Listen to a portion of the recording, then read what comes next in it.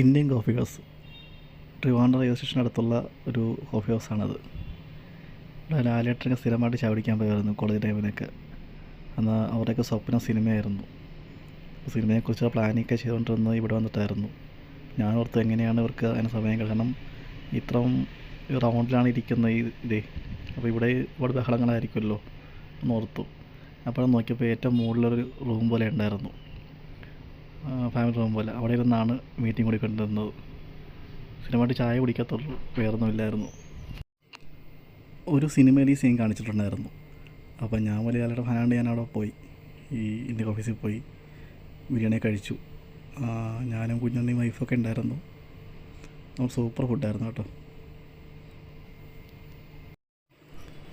പക്ഷേ ഒരു കാര്യത്തിൽ എനിക്ക് വിഷമം തോന്നി, അവരുടെ സ്റ്റാഫിൻ്റേത്. കാരണം റൗണ്ടിൽ ഒരു ഐസ്ക്രീം ഷേപ്പിലാണ് ഇതിരിക്കുന്നത്. അപ്പോൾ ഈ ഓർഡർ എടുത്തുകൊണ്ട് വരുമ്പോൾ കയറി വരണ്ട ഈ നമ്മുടെ കയ്യിൽ ഈ ഭാരമൊക്കെ ആയിട്ടേ ഒരു കഷ്ടപ്പാട് തോന്നി അവരുടെയൊക്കെ.